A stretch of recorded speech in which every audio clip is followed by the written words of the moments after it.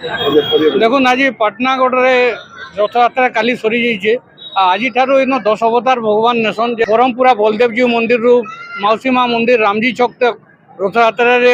ভগবান আসন তারপরে এই জায়গায় 10 দিন অগি রহসন আর নিজর 10 অবতার দেশন যেটা এইটা তাঁর মাউসী মা ঘর আর কর্মবেদীকে ছাড়ি করে জন্ম মাটিকে আজি পৌঁছিছন আর এই জায়গা হচ্ছে পাটনাগড়র রামজি চক যে জায়গায় ভগবান নীতি 10 অবতারে দর্শন দেশন আজি গোটে পরম্পরা রয়েছে কাহি শহ শহ বর্ষর গোটে পরম্পরা আছে যে এই জায়গাটি আসিকি ভগবান 10 অবতার নেসন তারপরে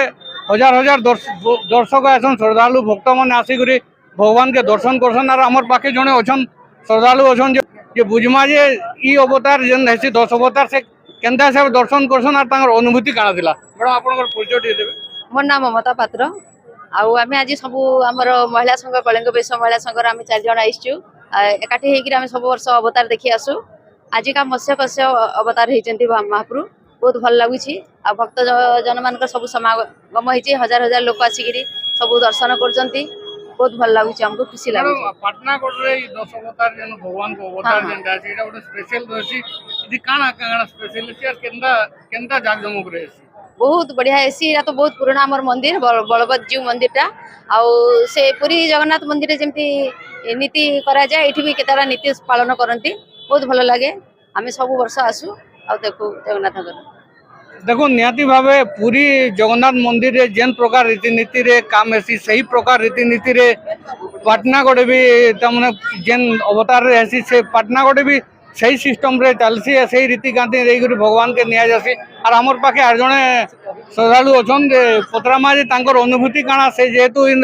पाखर एका इन सबु बेले अवतार जेन 10 अवतार सन सबु समय रे सहयोग करसन गण आपन परिचय दितो।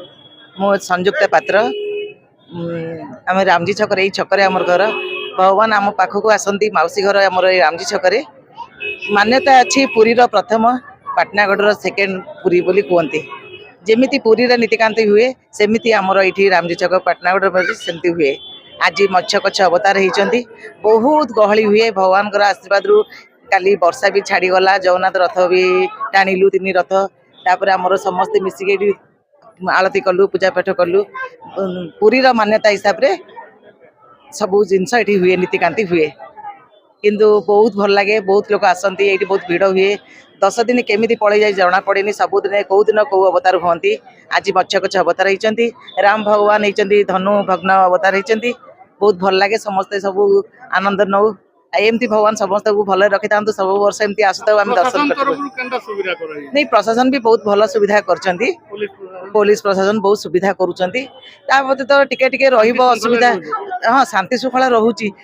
रही जो एत वर्ष हो गला तार पालन हो पारुची आउ टिके भल हेले आउ टिके भल सुविधा हुंता लाइन रे रहिले लोक आसिक सुविधा देखि ग्रहण माने दर्शन करि पारंते बहुत भल अछि समस्त को ठीक लागुची आउ टिके सुविधा हेले आउ टिके भल लागंता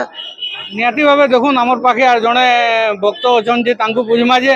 ई तांगर ई से जेन 10 अवतार हेसी आइती तांगर अनुभूति काना जे सर आपन कोचो टिको मन्ना बनमाली साहू मु जने प्राथमिक स्कूल शिक्षक सर आपन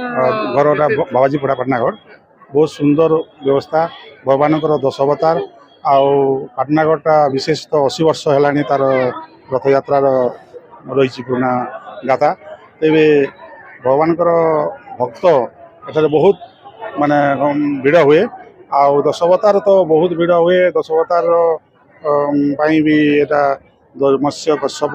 बराह जो 10 अवतार रही आज प्रभुंर मीन अवतार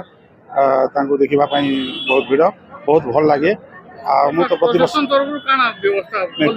हाँ प्रशासन रथ यात्रा समय तो प्रशासन बहुत किसी करुच्ची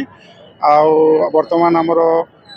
धार्मिक और आध्यात्मिक विकास पाई सरकार स्तर पर तो निश्चित भाव में व्यवस्था बढ़ुची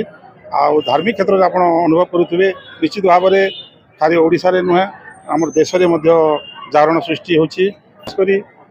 आधुनिकतार जिते बढ़ुची धार्मिकता बढ़वार अनुभव करुची